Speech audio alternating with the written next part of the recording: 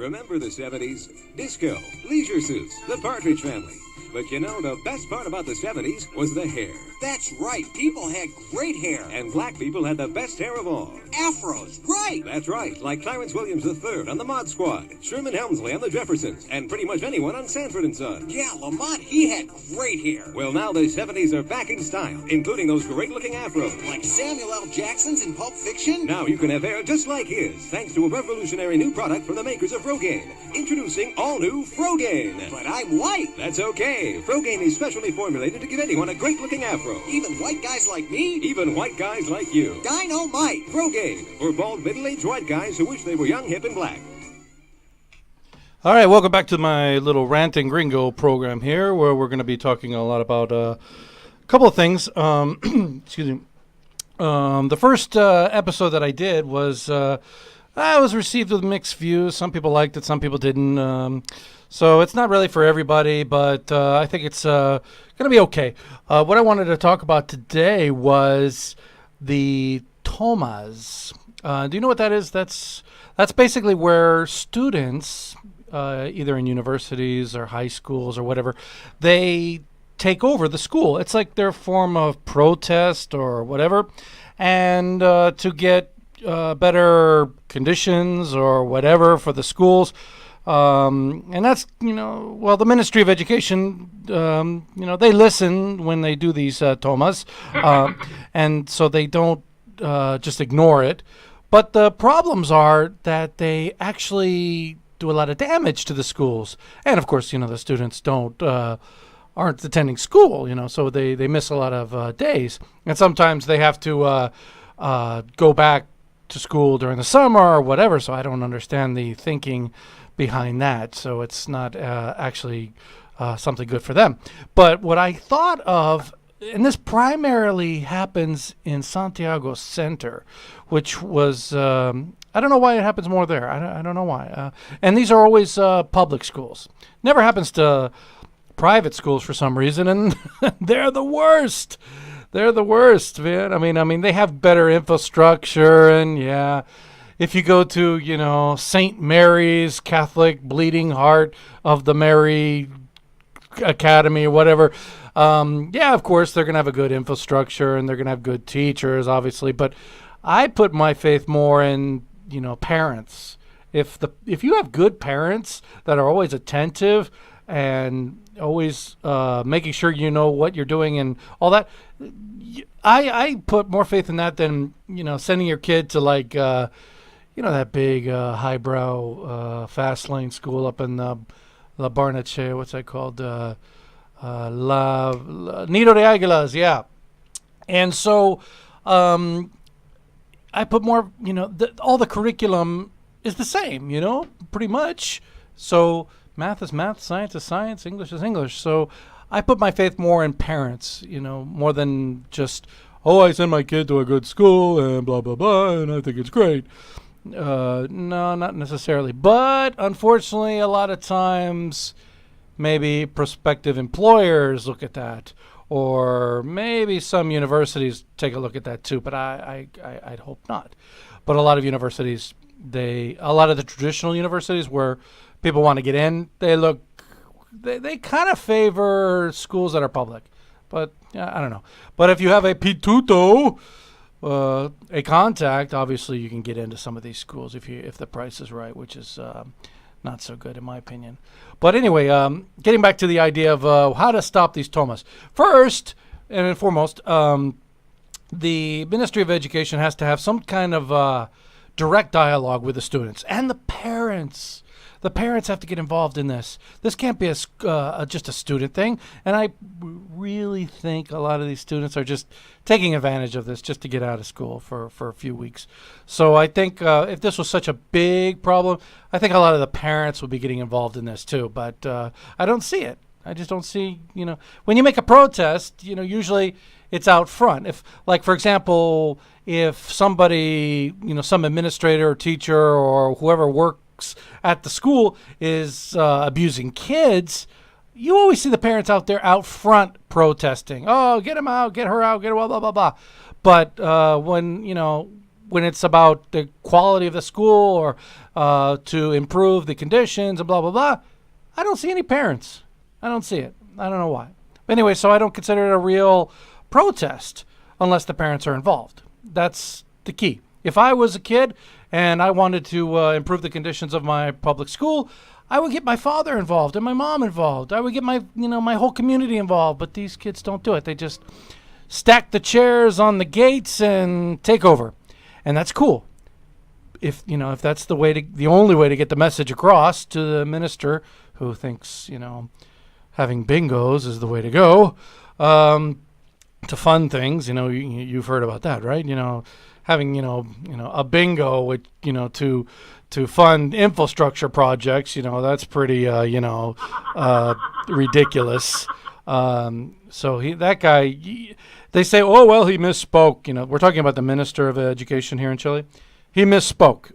Well, you kind of get the idea and the impression of where his loyalties lie. So I don't like that. Anyway, excuse me. Got to make this show quick. Anyway, it's going to be another 15-minuter. Is that another word that I just invented? A minuter? I want to make this short because I gotta take off in a few minutes. First, we got to address the needs of the students. We got to listen to the students. We can't just ignore them and just force them to make these protests or these tomas, which the best translation I can come up with is like a sit-in, like they did in the 70s, or 60s during the Vietnam War in the States, something like that. Anyway, here's my thing about the sit-ins or the tomas of the schools. First, it's okay, but the thing is the damage. There's a lot of damage that's going on in these schools, so how can we prevent this? And why are they doing it? This is supposed to be for them. This is supposed to be for improving their conditions, and if the student leaders are leading the way, leading the pack on these tomas, then obviously they need to address this, and they need to stop just say, well, these are just fringe elements. And no, you're the leader of the toma. You're the leader of these kids. You have to respond for this. So that's one thing. The other thing is the mayor of Santiago Alessandri, who looks like Ben Stiller, by the way. He's like, well, pay if you damage. I forgot what the word they use. There was a phrase he used, toma y pago or something like that. I don't know. So if you damage the school, the students got to pay. And then all of a sudden, oh my God, the parents come out of nowhere. Now they want to be participative in it. Now they come out and they say, hey, show me proof that my kid was part of this damaging session of, destroying things. And of course there's not. There's not, because a lot of these kids hide their faces and you don't see them on the screens or on the TV screens or anything like that. So I'm thinking, well, here's the solution. Basically, every year, have a list of students that you can keep that do not want to participate in any of the tomas. This list can be, you can register on this list maybe at the beginning of the year when you matriculate your student or your kid or whatever. And you get them in there and you say, okay, welcome to the school, blah, blah. Do you want to participate in any of the tomas? And the parent says, hell no, And they say, okay, now, but if you do participate in these tomas and your name is on the list, you're going to get expelled automatically, no questions asked. So think about that. So when the students actually do the tomas and there is actual damage to the school, whoever's not on this list, which will be maintained in the school or whatever, or maybe not, maybe maintained at the online or something like that. Whoever's not on that list has to share in the financial responsibility of any damage to that school. You know what I mean? So nobody can say, hey, show me proof that my kid was there. Hey, is your kid on the list? No? You're effed. Sorry. So this way, you don't get any of these parents that just come up, at the last second and they say, no, you can't do that. That's my son. He was innocent. He wasn't doing anything. He was just a good boy. And no.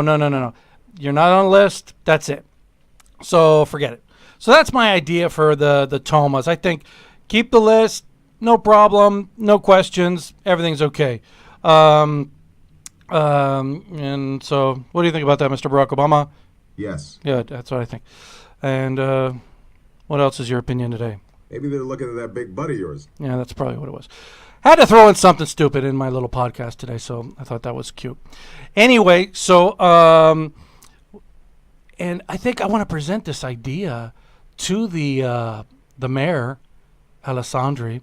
I don't know how I can get to him. I met him a couple of times. A good guy. Really friendly, approachable. He used to be one of the city council members for Santiago. That's like concejal, and so now he's the mayor. And I like his vision. He's pretty much against the street vendors, which I am too. And the reason is basically, it's not because they're selling questionable items or if they're original or whatever. It's because they're blocking a lot of the streets where you walk.